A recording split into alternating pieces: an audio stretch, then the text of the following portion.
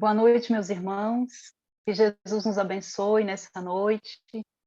É com muita alegria que estamos aqui mais uma vez, para mais uma reflexão, né, nessa noite. Vamos rogar a Jesus, a espiritualidade amiga, que abençoe a cada um de nós, a cada um neste momento que está nos ouvindo, que estão nos teus lares, que Jesus possa cobrir de bênção, que Nossa Mãe Santíssima possa nos amparar nos seus braços, nos cobrindo de refrigério, como uma mãe que acolhe o filho em sofrimento. Neste momento que nosso planeta Terra passa por uma transição, uma prova, um testemunho, que sejamos nós, os discípulos da nova era, dando esse testemunho de fé, de fidelidade a Deus. E que Jesus possa sempre nos amparar neste momento. Escolhemos para a reflexão dessa noite uma mensagem de Emmanuel que muito tocou em nossos corações quando a lemos, e gostaria de compartilhar com vocês essa mensagem. Essa mensagem de Emmanuel, o título dela é O Justo Remédio, foi exatamente o título que nós colocamos na noite de hoje, O Justo Remédio. E Emmanuel faz essa análise, né, com esse título dessa mensagem. O que ele pegou para fazer uma análise foi um trecho da primeira epístola, da epístola de Paulo, a primeira aos Tessalonicenses, a primeira epístola aos Tessalonicenses, né, de Paulo, e que mostra nessa epístola, só contextualizando, a epístola diz o seguinte: quanto, porém, a caridade fraternal, não necessitais de que vos escreva, porque já vós mesmos estáis instruídos por Deus a que vos ameis uns aos outros. Então, Paulo faz referência. Em relação à caridade fraternal, não tem necessidade dele estar escrevendo, porque ele já tem escrito por Deus a necessidade de amar-nos uns aos outros. É interessante, antes de nós começarmos a fazer a análise de discorrer, né, sobre essa mensagem de Emmanuel, nós contextualizar um pouquinho sobre essa primeira epístola de Paulo aos Tessalonicenses, né? É uma epístola, nessa essa primeira carta que ele escreve, só tem 5 capítulos, né? E aí a gente percebe que nos 3 primeiros capítulos, Paulo faz uma celebração de a fidelidade deles, né? Paulo fica enaltecido e celebrando o quanto eles são fiéis à fé robusta deles em Deus. Isso deixava Paulo muito contente, né?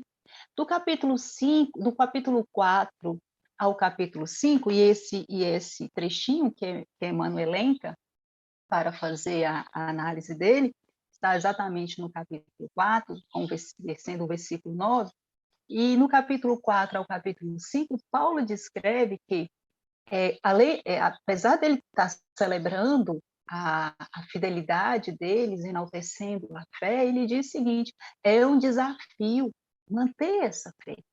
Manter essa fé para crescer, para o crescimento é um desafio. E a gente percebe isso, né, meus irmãos?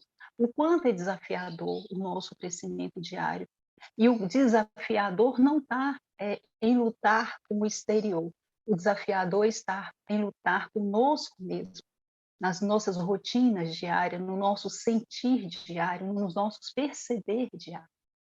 E aí, só né, no capítulo 1 ainda dessa epístola, Paulo ele faz uma oração de agradecimento. agradecimento por aquela comunidade, pela fé, agradecimento a Deus por tudo, né, que ele tem passado. Então, é do capítulo 1, ele vai do versículo 1 ao versículo 5 só nessa oração de agradecimento. E aí a gente vai ver que ainda no capítulo 1, do versículo 6 ao versículo 10, né, ele fala da conversão dos tessalonicenses, né, e aí a gente pensou, em que contexto ele fala dessa conversão, por quê? Por que que ele estava feliz com essa comunidade cristã, né? Ele fala o seguinte, que está no versículo 8 do capítulo 1: porque vós soou a palavra do Senhor, não somente na Macedônia e Acaia, mas também em todos os lugares. Então, assim, os tessalonicenses não estavam somente na crença, na comunidade, mas eles estavam, a fidelidade deles era tamanha que eles ultrapassavam as fronteiras. E isso é o que Jesus quer de nós, que nós ultrapassemos as nossas fronteiras íntimas, que nós busquemos o outro no sentir transformado que nós já temos. E no capítulo 2, Paulo relata a missão dele, né, em Tessalônica. Como é que foi o trabalho dele, né, a perseguição comum. Então, Paulo fala sobre isso, essa missão dele. E aí a gente vai ver que existia uma certa angústia nele, ele relata isso no capítulo 2 ainda. E essa angústia dele é para que o trabalho que ele tinha feito naquela comunidade se perdesse. Então, ele enaltece a fé, ele agradece pela fidelidade deles, enaltece a fé deles e fala que a fé deles é tão robusta que está ultrapassando a fronteira, né? Faz uma oração de proteção para eles, fala do trabalho dele que ele já tinha realizado naquela comunidade, né? E aí, no capítulo 3 também, ainda continua com uma certa angústia, e a gente percebe isso no versículo 5 dele, quando ele fala o seguinte: portanto, no versículo do capítulo 3, isso aqui está no versículo 5. Portanto, não podemos, eu também, esperar mais. Mandei-o, porque ele tinha mandado Timóteo, né? Ele relata isso no capítulo 1, no versículo 1, que ele fala que estava mandando Timóteo. Então, mandei-o saber da vossa fé. Ele manda Timóteo para saber, né? Temendo que o tentador vos tentasse e o nosso trabalho viesse a ser inútil. E ele ainda pede, faz uma oração de perseverança. Persevere na fé. Olha o cuidado de Paulo, né, com aquelas comunidades. É muito interessante nós, enquanto sentimento religioso que nós temos, é ter esse cuidado uns com os outros. Perseverar na nossa fé, né? Ter uma luta diária, árdua nessa luta diária, mas cuidar do nosso irmão também, com muita fraternidade, com muito carinho, porque os tropeços são muitos, os chamados à tentação são muitos, nós vivemos um mundo ainda de provas e expiações. Então, você vê a preocupação de Paulo de estar chamando eles à fé, chamando eles à necessidade da crença em Deus, na promessa que o Cristo colocou nos corações deles e que eles já tinham abraçado a ponto de mostrar essa fé para outras regiões, né?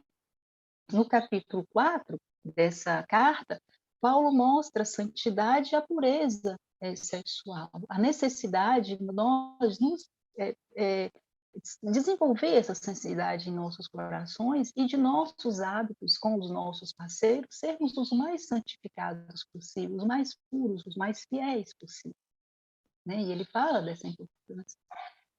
Ter o compromisso de amor e servir, né? Nesse capítulo ele fala a importância de a gente amar uns aos outros, como ele coloca no 9, né?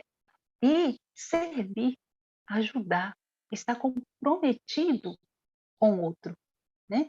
Então, o que a doutrina nos coloca é isso também, a necessidade de estarmos uns com os outros, ajudando-nos uns com os outros, acolhendo, dando a importância, ligando, aconchegando, né? Porque é esse a necessidade da humanidade hoje, é de sermos afáveis um com o outro, sairmos da nossa individualidade, vencendo os nossos percalços íntimos, e uma vez vencidos, espargir, levar para o outro essa paz que já estamos tentando conquistar a cada dia.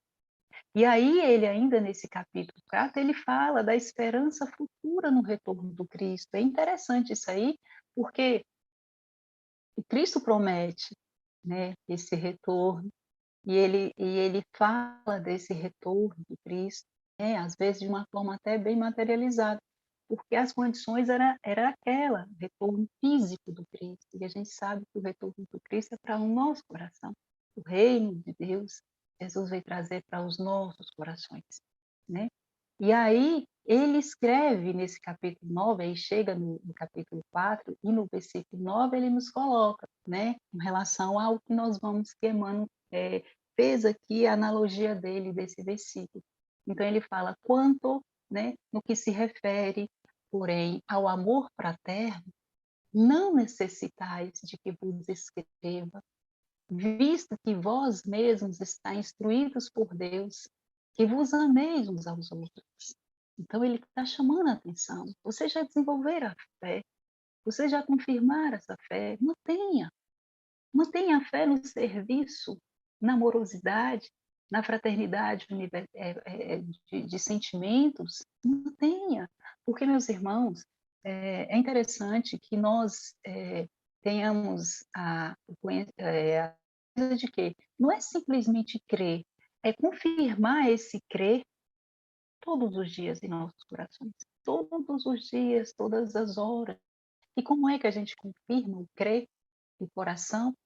É nas atitudes diárias, é no nosso pensar, transformando esse pensar em palavras, e essas palavras, uma vez ditas, confirmadas nas nossas atitudes. É interessante que nós nos vigiemos para saber como é que está a conduta do nosso coração, porque a gente só consegue passar aquilo que sentimos. E se verdadeiramente não confirmamos a fé em nossos corações, nós não conseguimos manter o equilíbrio. Então ficamos nesse alto e baixo. Quando estamos no templo religioso, a nossa fé é confirmada. Quando saímos do templo religioso, que era para dar o testemunho da fé, a nossa fé rasa. Não podemos, meus irmãos, nos permitir isso. É necessário que tenhamos o equilíbrio, uma fidelidade, um amor de Deus. E encerrando essa contextualização dessa epístola, é linda, maravilhosa, todas as epístolas de Paulo têm uma singularidade muito interessante.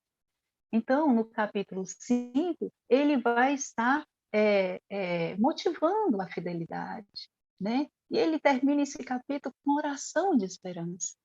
Então, ele dá uma, um amparo para essa comunidade muito grande, né? E aí é interessante que Jesus, né, no capítulo 13 de João, quando Jesus já começa a fazer as despedidas, começa a reunir com os apóstolos, né, começa ali a gradativamente dar as instruções finais, e é interessante quem puder acompanhar essa despedida de Jesus, que vai do capítulo 13 até o 17, vamos dizer assim, ao 15, 13, 14, 15, que é a ceia, né, que Jesus faz. É interessante o quanto de coisas importantíssimas que Jesus relata, o quanto de ensinamento que Jesus dá para aqueles apóstolos, porque ele sabia a necessidade de estar dando esses ensinamentos para que eles multiplicassem esses ensinamentos, né?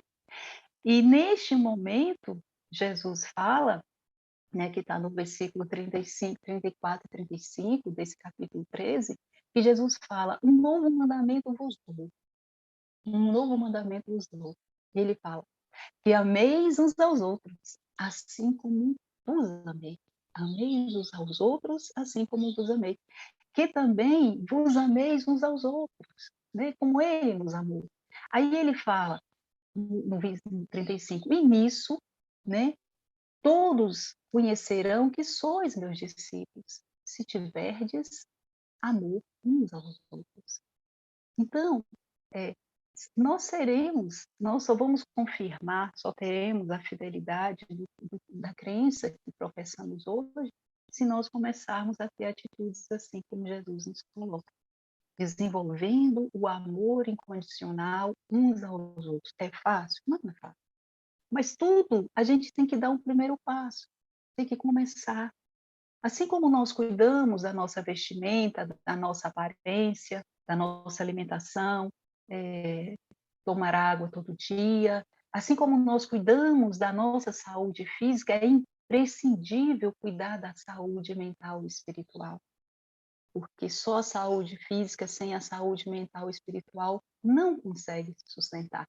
Então é interessante que a gente tenha essa visão de estar se sustentando na saúde física, mas confirmando essa saúde física, mantendo a saúde mental. É interessante isso. E para que nós tenhamos uma fidelidade naquilo que acreditamos, é trabalhar o sentimento todos os dias, nos oportunizando fazer oração, ler uma passagem evangélica, ou ler qualquer mensagem que nos deixam felizes, tranquilos, de bem com a vida, para que possamos levar essa felicidade aos outros, às outras pessoas. É isso que Paulo coloca aqui, né? Uma vez, não tem necessidade dele estar falando de caridade fraternal, porque nós já temos em nossa mente, em nossa consciência, as leis divinas. E uma lei que Jesus coloca, um mandamento que Jesus nos coloca, é que vos amemos uns aos outros. Se nós conseguimos amar o outro, é porque nós já nos amamos. Nós já começamos a desenvolver em nós uma sementinha de fraternidade, de amor, de sinceridade, né? E isso é natural. Não é que nós vamos ter que, não, ela sai pelos poros, ela sai pelos sentimentos, ela sai pelo sorriso, ela sai pelo olhar, não precisa forçar nada. Tudo que é natural é exposto. Então, que comecemos a trabalhar isso em nós. Vamos lá dar continuidade aqui? Quando Emmanuel fala nessa mensagem, me permita ler, que é maravilhosa, a gente vai lendo e vai tecendo alguns comentários em relação a isso, trazendo outras relações. Emmanuel fala o seguinte, olha, em sua missão de consolador, recebe o Espiritismo milhares de consultas partidas de almas ansiosas que imploram socorro e solução para diversos problemas. Então, não só o Espiritismo, mas todas as religiões, quando nós procuramos desenvolver o nosso lado religioso de duas formas, ou é pelo amor ou pela dor. Normalmente, como somos muito indisciplinados, a gente esquece um pouquinho quando estamos na alegria, né, na distração da vida, e não procuramos a parte religiosa. Às vezes vamos quando estamos sofrendo, quando a angústia bate no coração, quando tem a perda de um ente querido, quando tem a perda de um revés financeiro, e por aí vai. E aí a gente lembra que existe um Pai, e procuramos, né?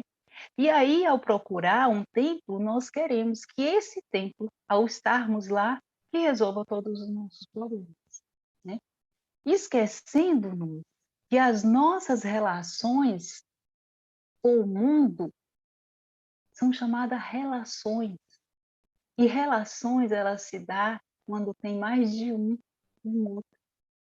E quando se tem uma relação de um com o outro, cada um tem a sua individualidade, cada um tem o seu sentimento, cada um tem seus desejos, né?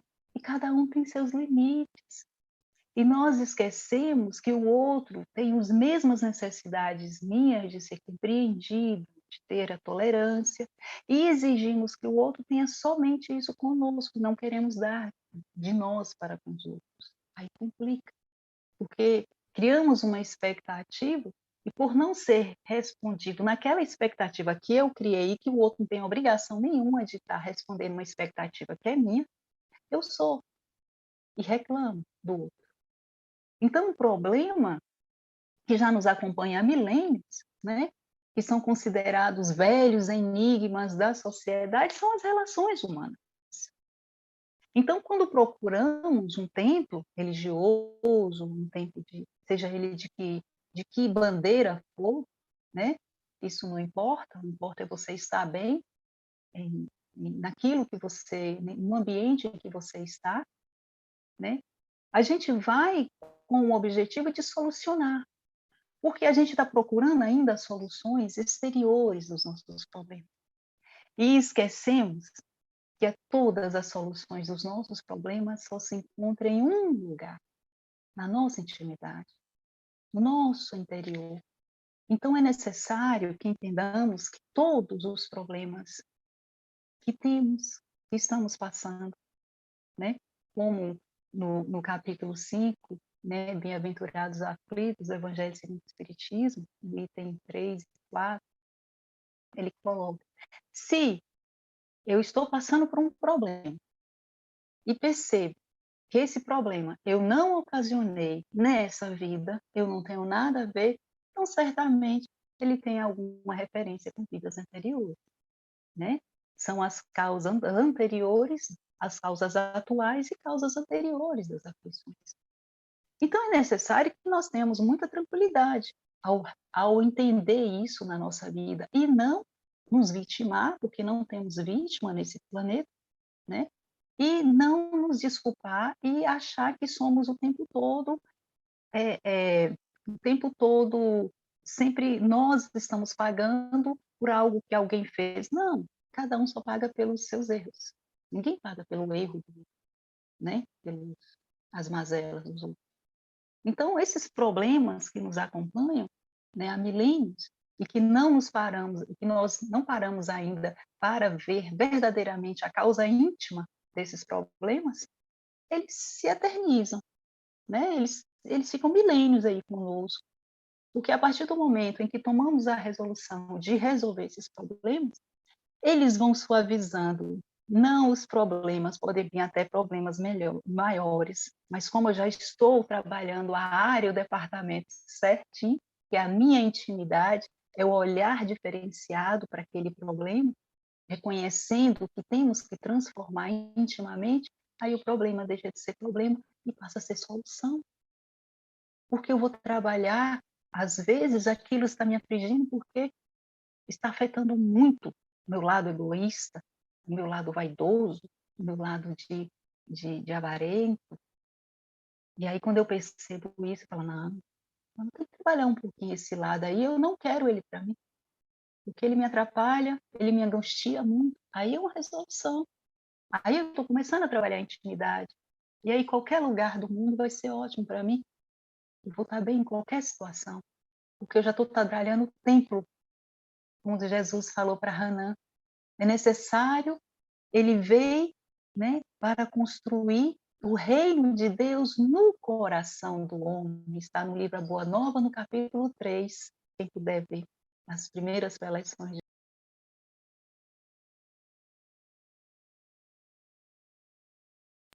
Ele veio trabalhar no coração do homem, né? E aí, o que acontece? Nós não entendemos essa mensagem de Jesus ainda. Nós não entendemos. Porque quando Jesus veio trabalhar no coração, o templo de Deus é o nosso coração. Não precisamos de estar nos agarrando às coisas exteriores. É entender que o templo de Deus está em nós, na nossa essência. Lógico que no nosso caso, ao frequentar um templo espírita, é porque mais nos agrada as ideias, né? A filosofia, que a doutrina espírita é uma filosofia e é uma ciência, e as religiões são as práticas filosóficas. Então, é esse tripé que sustenta a doutrina espírita. E caminhando aqui nessa mensagem de Emmanuel, então, ele coloca, muitas pessoas procuram os templos, né, para resolução de aflição. E dentro do espiritismo, como ele particularizou, que milhares de pessoas vão. Por quê? Quando Jesus coloca, não nos desamparei vocês, né? Eu vou, mas trago um consolador. Vou mandar um consolador para você. E ele mandou. Em 1857 veio o consolador. Mas antes disso, é interessante nós entendermos que, voltando ainda sobre a resolução dos problemas, que a gente ainda vai falar dessa parte aí, né, quando Jesus coloca essa promessa dele de não nos desamparar. Então, a resolução dos nossos problemas não é exterior. A resolução dos nossos problemas é interior. Então, quando tomamos consciência disso, qualquer tempo é tempo, né? No nosso caso, o nosso tempo é espírito, né? E Emmanuel, só para dar sequência aqui, Emmanuel coloca o seguinte: quais são os problemas? Ele só elencou alguns, tá? Quais são os problemas e soluções que nos afligem e por que esses problemas são ocasionados? Veja bem, porque nós relegamos muita coisa. Quando ele coloca, aqui é um pai que não compreende e confia-se a sistemas cruéis de educação. Então, às vezes, na maioria das vezes, lógico, nós não vamos estar julgando a necessidade de cada um, nós não vamos estar pontuando, não tem necessidade disso. O que a gente está colocando, que Emmanuel coloca, é nós não relegar, né, não colocar na mão das instituições nacionais a educação, o sentimento e o caráter, o desenvolvimento da educação e do sentimento dos meus filhos, do sentimento e do caráter. O que a gente tem que fazer é levar para as instituições de ensino para que seja desenvolvida a instrução, a intelectualidade, conhecer. Mas o trabalhar sentimento, trabalhar caráter é no lar, e não é à toa que Chico Xavier nos coloca isso. A melhor educação ainda é o lar, Chico colocava isso para a gente, né? Onde a criatura deve receber as bases do sentimento e do caráter. É no lar que os nossos filhos recebem as bases do sentimento e do caráter. Por quê? Para prevenir o outro item que Emmanuel nos coloca.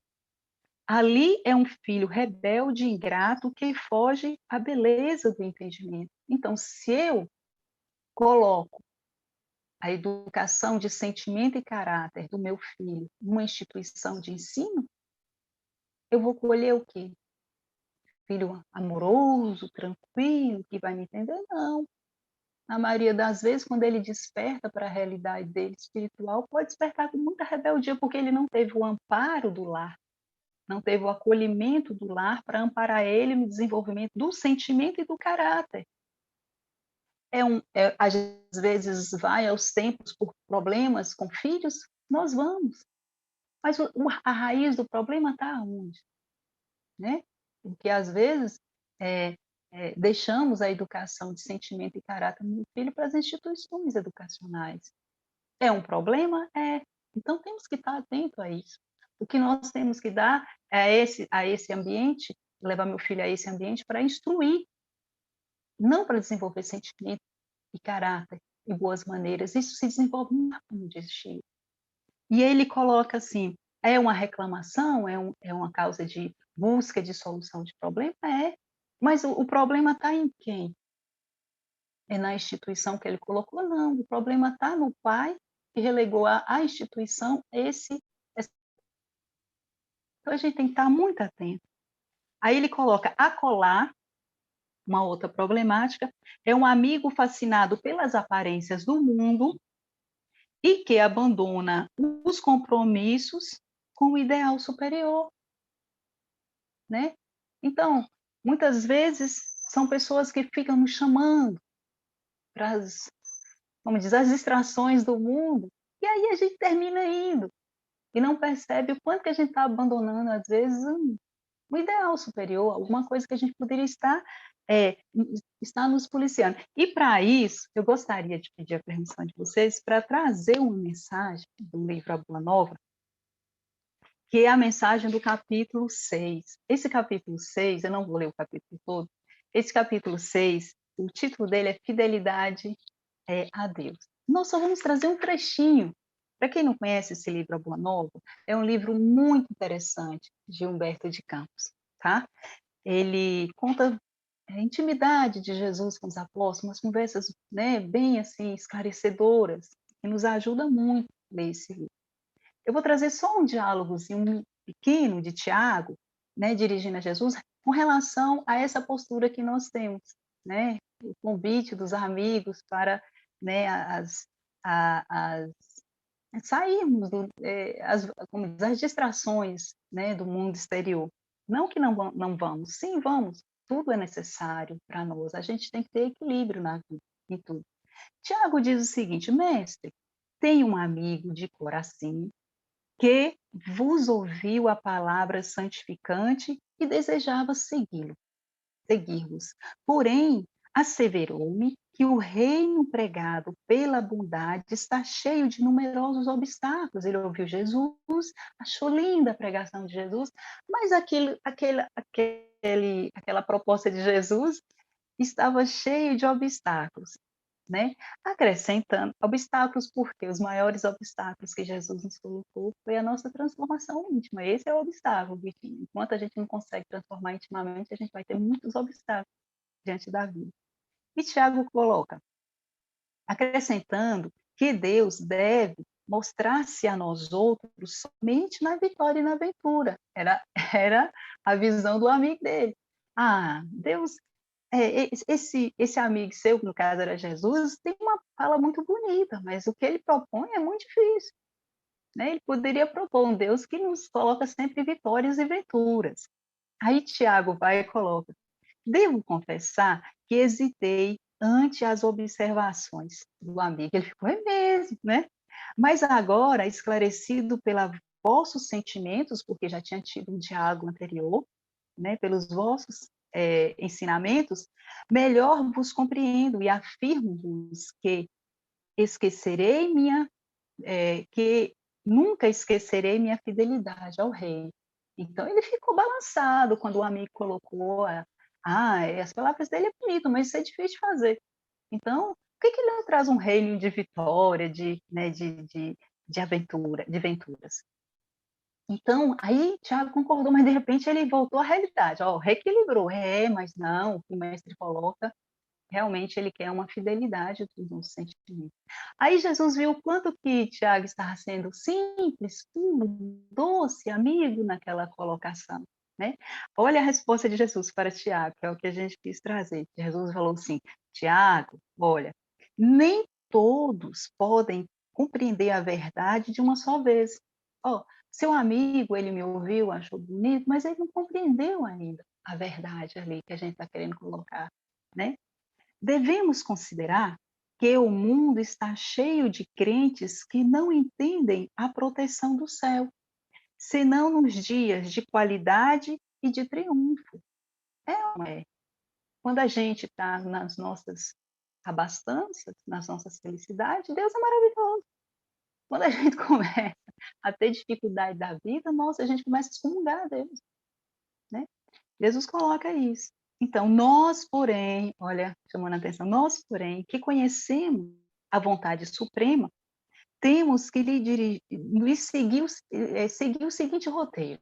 Olha, Tiago, já que você conhece a verdade suprema, que é o que eu estou te passando aqui, siga esse roteiro. Qual é o roteiro que Jesus nos aconselha? Não devemos pensar em Deus que concede, mas Pai que educa. É a primeira reflexão que Emmanuel faz quando os pais delegam às instituições educacionais o sentimento e o caráter do filho. Né? Que às vezes nessas instituições tem muita recreação, tem muito permissividade, permissão, e a criança vai, se não tem o freio, não tem a orientação dentro de casa, se perde, pode levar a se tornar um filho rebelde. E ele coloca aqui, a gente não pode pensar em Deus, né, em um pai que concede. Somente Deus é um pai que educa. Por isso que, quando somos responsáveis pelos nossos filhos, a nossa missão para os nossos filhos não é de agradar simplesmente, é de educar. E aí Jesus, ele coloca, não no Deus que recompensa, e sim num pai que aperfeiçoa. Então, nós estamos aqui para entender que a nossa postura enquanto pais nessa sociedade é de educar, né? E aí ele termina, a mensagem se prolonga, mas a gente só elencou esse texto. Daí se segue que a nossa batalha pela redenção tem de ser perseverante e sem tréguas. Então, se nós queremos realmente mudar, transformar a nossa intimidade, é com muita perseverança, e que e sem trégua, e com muita fidelidade a Deus. Então, quando a gente vê as situações que às vezes a gente tem vontade, você fala: "É meu desejo". "É meu desejo?". "É". "Eu devo?". "Devo". "É lícito?". "Não, não é lícito". Porque meu nível de conhecimento fala que se eu for, apesar de ser certo, mas a depender da situação, eu posso me orgulhar aí e não conseguir sair. A gente tem que ter muita vigilância, meus irmãos, com relação a isso. E aí, a gente prossegue aqui, né, Jesus, Emmanuel ainda coloca: "Além é o irmão que se nega ao concurso fraterno". Então a gente passa a ser um problema, né, quando a gente vê que um irmão não nos ajuda, né, e aí ele fala: "Noutra parte, é o cônjuge que deserta do lar". A gente muitas vezes sofre muito por isso. Por que isso, né? Mais adiante, é o chefe de serviço insensível e contundente, muitos problemas no trabalho, né? E aí a gente sofre por conta disso. Mas, contudo, Emmanuel coloca, o remédio para a extinção desses velhos enigmas de relações humanas. Ele elencou algumas aqui, sabemos que tem mais, né, não tinha necessidade, só isso aqui já nos basta. Qual é o remédio, então, que nós temos para solucionar essas angústias, quando buscamos um tempo para solucionar? O remédio nós já sabemos, vamos ver a indicação de Emmanuel. O remédio para relações humanas está indicado há séculos. Há séculos, há milênios, Jesus veio nos trazer o quê? Como Emmanuel coloca aqui, a boa nova.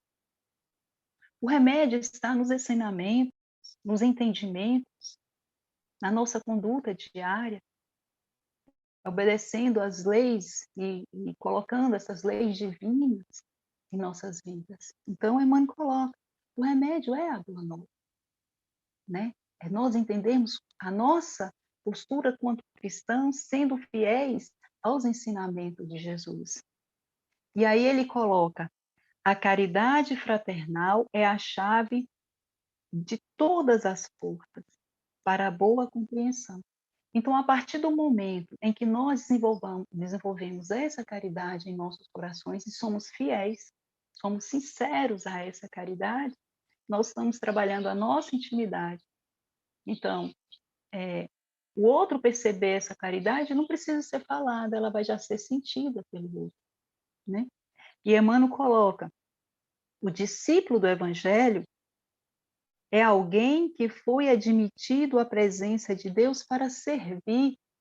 Olha, e Jesus, ainda nesse capítulo 13 de João, né, quando inicia esse capítulo lá, na conversação com eles, na última ceia que Jesus começa com os apóstolos, ele deu exemplo de como, ele deu o exemplo de como deveríamos portar, né, como discípulos. Além de ele dar o mandamento vos deixo, amai-vos uns aos outros, e eu reconhecerei os meus discípulos, aquele que verdadeiramente amar o seu irmão, né? Depois ele pega uma toalhinha, pega uma bacia de água e vai fazer o quê? Vai mostrar como devemos servir. Nesse capítulo 13 ainda, que está no versículo 14 e 16, ele vai servir, vai estar um pouco antes, né? O capítulo 14 e 16 é a resposta que ele dá para Pedro. E Pedro recusa, mestre, como é que você vai lavar meu pé? Aí nesse capítulo, no versículo 14, ele fala o seguinte, ora, se eu, Senhor e Mestre, vos lavei os pés, vós vós deveis também lavar os pés uns dos outros. Olha, dando exemplo, nos servir uns aos outros, né? Porque eu vos dei o exemplo, né? Para que como eu, vós, vos fiz, façais também. Na verdade vos digo que não é o servo maior do que o seu senhor, nem o enviado maior do que aquele que enviou. Olha o exemplo que Jesus nos deu. E olha o que Emmanuel coloca aqui. O discípulo do Evangelho é alguém que foi admitido na presença divina para servir. Então, Jesus já nos deixa uma das últimas lições dele, o de servir uns aos outros, o de ajudar, o de estender a mão, seja ele em que situação for, numa oração, um pensamento positivo, um abraço fraterno, uma ajuda material, uma ajuda de aconselhamento. Nós estamos aqui para compartilhar com o outro aquilo de melhor que eu tenho em meu coração. É a nossa necessidade aí. Então, Emmanuel continua. A recompensa de semelhante trabalhador, aquele que serve, né, efetivamente não pode ser aguardado no imediatismo da terra, que é um problema muito sério que nós temos. Nós queremos uma transformação íntima, mas queremos o agrado aqui e agora, que sejamos reconhecidos por uma coisa que é obrigação nossa, que o sentimento de reforma íntima, ele vai primeiramente nos acolher, nos assegurar, nos confirmar diante da vida, nos deixando mais tranquilos. Então, quando a gente consegue desenvolver isso, o primeiro a ser abençoado somos nós mesmos, né? Então, o que nós devemos entender é que quando nós transformamos a nossa intimidade, a primeira pessoa a ganhar com a nossa transformação somos nós mesmos, porque o sofrimento, né? As angústias, elas vão minimizar, não porque o problema acabou, não, porque eu tenho um olhar diferenciado pelo problema. Então, quando ele coloca assim, como colocar o fruto na fronte verde da plantinha nascente? Não pode, a gente não pode ter pressa nessa transformação. Agora, para ela ser segura, ela tem que ser contínua, ela tem que ser persistente, ela tem que ser perseverante, ela tem que ser árdua, né? Então, é necessário que nós tenhamos esse entendimento, dessa perseverança. E como arrancar a obra-prima do mármore no primeiro golpe de cisel? Não tem como. O cisel ele vai quebrando as arestas paulatinamente, e ao quebrar as arestas, a gente vai percebendo o quanto vai acontecendo essa mudança em nossos corações, e ao acontecer a mudança, a gente vai pegando esse cisel e vai detalhando a obra-prima que é o nosso coração, construindo em nossos corações. E aí você vai sendo mais cuidadoso no pensar, você vai sendo mais cuidadoso no olhar, você vai sendo mais cuidadoso no agir. Porque o importante do nosso sentimento é o que estamos passando para o outro.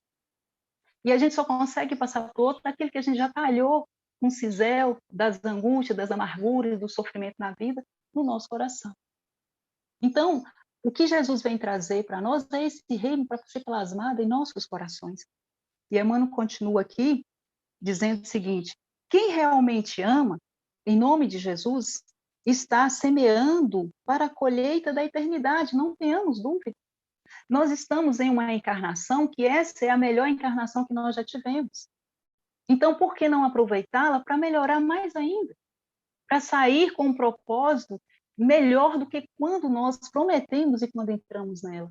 Porque já temos o Consolador prometido, já temos uma responsabilidade da individualidade nossa nas nossas mãos, não relegamos aos outros, né?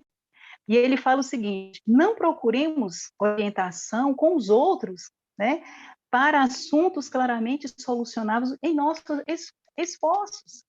Não é o outro que vai solucionar o nosso problema, somos nós mesmos, né? Buscando trabalhar em nós aquelas mazelas que precisamos trabalhar. A responsabilidade é nossa. E ele fala: sabemos que não adianta desesperar e amaldiçoar, não adianta. Nós temos que entender que não é por conhecer o Espiritismo, por ele ser o consolador, porque ele vai consolar, ele vai nos ensinar a consolar diante das dores, não retirando a dor. Ele vai nos ensinar a que não temos que ter desespero diante da dor. Mas ele não vai retirar a dor, porque a dor é uma ferramenta de evolução. Nessa jornada nossa, a dor é uma ferramenta de melhora íntima, né? E Emmanuel coloca: cada espírito possui o roteiro que lhe é próprio e é. Ao entrarmos nessa encarnação, nós já entramos com uma pauta. Essa pauta é flexível, é muito flexível. Quem vai dar o norte dessa pauta é o que nós estamos hoje nos propondo diante da vida. Podemos complicar essa pauta? Sim, podemos.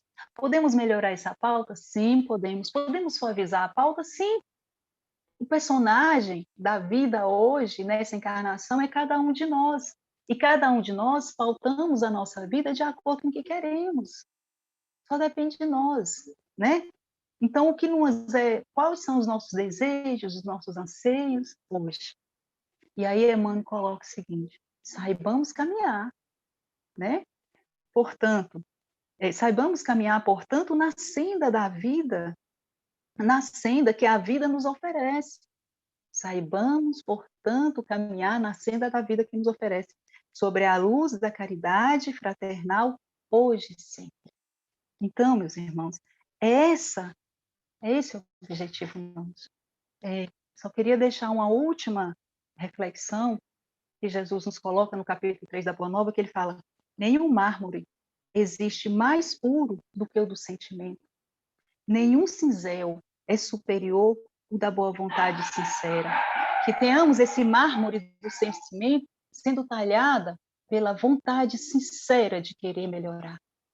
Que Jesus nos abençoe, nos ilumine, nos dando essa fidelidade, essa caridade sincera em nossos corações. Rezando sempre, pedindo ajuda, sendo muito humildes nos nossos desejos, mas acima de tudo, fiéis à crença e o desejo de melhorar sempre em Deus. Que Jesus nos abençoe e nos ilumine hoje e sempre.